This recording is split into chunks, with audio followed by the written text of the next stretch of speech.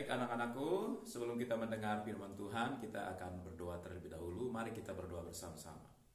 Bapa, terima kasih untuk kesempatan ini kami boleh kembali untuk mendengar firman-Mu. Urapi hamba-Mu yang akan mengajar, urapi semua anak-anakku yang akan mendengar kebenaran firman Tuhan, sehingga kami diberkati Tuhan, kami meroleh hikmat dari Tuhan. Dalam nama Yesus kami minta kuasa-Mu ya Tuhan. Haleluya, haleluya, amin.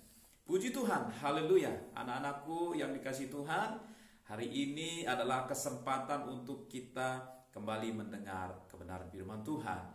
Dan cerita kita hari ini adalah Tuhan memberi aku hikmat. Nah, karena hikmat ini rupanya sangat penting untuk keberhasilan kita. Rajin itu penting, tetapi berhikmat itu juga sama pentingnya. Nah, ada satu cerita seorang anak pelajar yang begitu rajin, yang juga bertanggung jawab, yang suka menolong orang tuanya. Nah, rupanya halaman di belakang rumahnya, ya, di areal belakang rumahnya sudah mulai rumputnya tinggi-tinggi, sudah mulai jelek dilihatnya. Sementara orang tua sibuk dan yang suka membantu dia juga punya tanggung jawab masing-masing. Dia sudah mulai bertanggung jawab dan sudah mulai mau menolong. Karena dia rajin, dia ambil alat pemotong rumput dan dia mengerjakannya. Setelah selesai dipotongnya, kemudian dia membuang ke tempat sampah yang tersedia di areal rumahnya.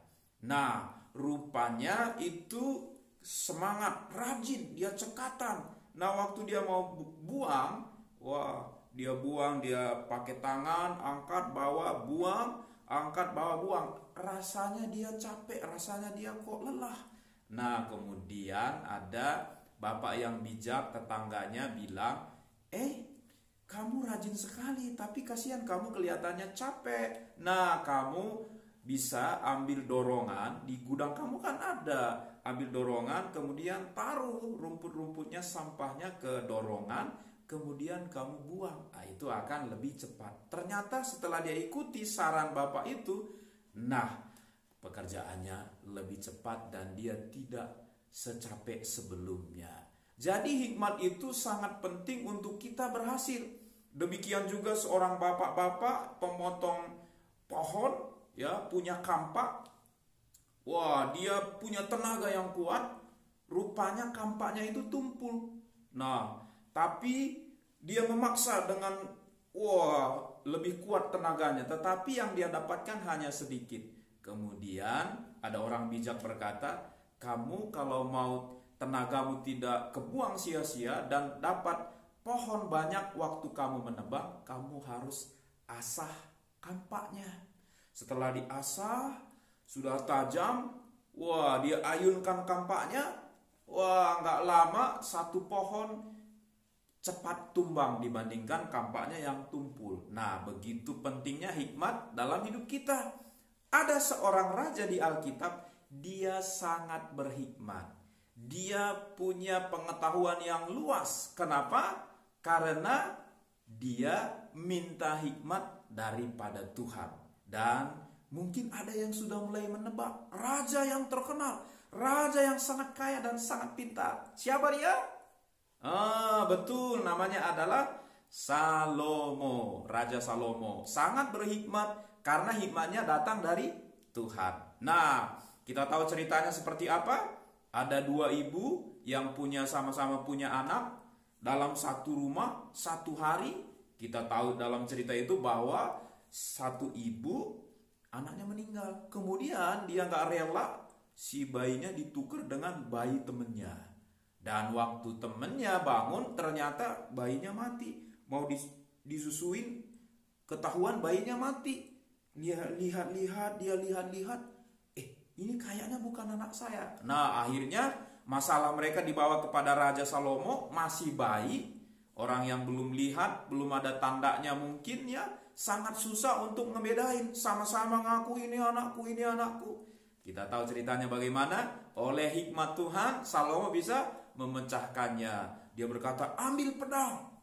Setelah diambil pedang, disuruh dipotong, dibagi dua supaya sama rata, setengah-setengah. Nah, yang punya ibu tidak tega kalau anaknya harus mati. Lebih baik dikasih kepada temannya daripada anaknya mati. Wah, luar biasa ya.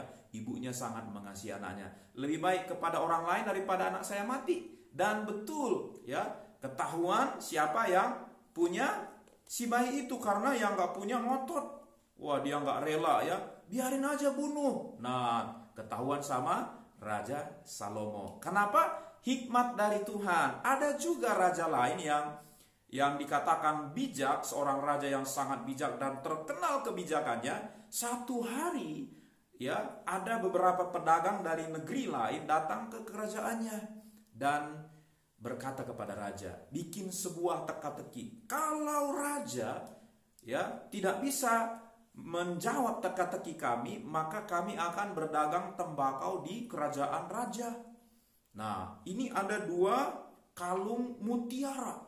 Coba raja tebak mana yang asli, mana yang tidak asli. Nah, kemudian raja yang bijaksana ini berpikir, kalau mereka akan jual tembakau di negeri saya, waduh, rakyat saya nanti jadi pemalas, bisa jadi perokok semua. Dia berkata kepada para pedagang itu, maaf, pedagang-pedagang, saya bukan ahli mutiara. Maaf, jadi saya tidak bisa menjelaskan teka-teki. Dia nggak mau tantangan mereka. Saya tidak bisa karena saya bukanlah ahli mutiara. Nah, dan kemudian setelah selesai pertanyaan dari para pedagang itu, si raja yang bijaksana balik bertanya kepada pedagang-pedagang ini. Dia bertanya kepada mereka, untuk meraih kemenangan, musuh datang. Ya, musuh datang dari utara, dari barat, dari timur, dari selatan, sekeliling musuh datang. Bagaimana cara kita, kata raja yang bijaksana ini, supaya kita dapat menang? Dari utara musuh datang, dari selatan musuh datang, dari timur musuh datang, dari barat juga musuh datang. Bagaimana caranya supaya kita menang? Para pedagang yang tadinya mau menjebak raja supaya bisa berdagang di negeri, di kerajaan raja yang bijaksana ini, mereka berpikir-pikir dari mana ya, bagaimana caranya. Nah, mereka bingung dan tidak bisa menjawab teka-teki raja. Kemudian raja berkata, karena memang pengalamannya, dia berkata, masih ada cara untuk kita menang. Caranya bagaimana? Ya, menengadah ke atas dan berdoa kepada Tuhan. Karena gak ada lagi pertolongan dari sekeliling datang musuh. Tapi masih ada solusi bagi orang yang punya hikmat dari Tuhan. Dengan berdoa, minta pertolongan dari Tuhan. Nah, anak-anakku, anak Rabu Ceria semua dimanapun berada, kita untuk berhasil perlu hikmat. Untuk kita berhikmat, kita perlu banyak belajar, banyak baca buku. Dan tidak cukup hanya banyak belajar, banyak buku, dan rajin, harus punya hikmat. Nah, dan setelah kita punya hikmat, kehidupan ini juga ada hal-hal yang sulit. Ada hal-hal yang susah dipecahkan. Nah, sebab itu walaupun kita punya hikmat, kita harus minta hikmat dari Tuhan. Dan kita harus tetap berdoa mengandalkan Tuhan.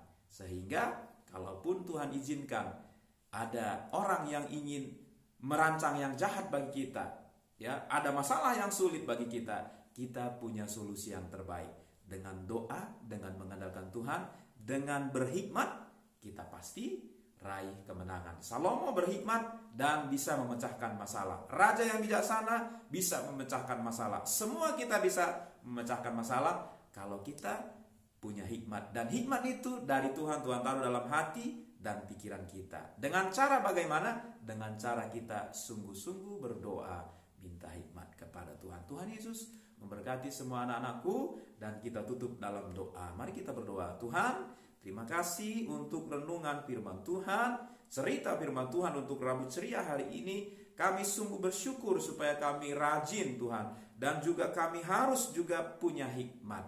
Sebab kami mau hidup kami berhasil, karena itu kami minta hikmat dari Tuhan, dan ajar kami supaya kami mengandalkan Tuhan. Diberkati Tuhanlah hidup kami, diberkati Tuhanlah kami dalam segala hal. sehingga nama Tuhan dimuliakan dalam hidup kami. Dalam nama Yesus kami berdoa, haleluya, amin. Tuhan Yesus memberkati. Sampai ketemu Rabu ceria berikutnya. Dadah.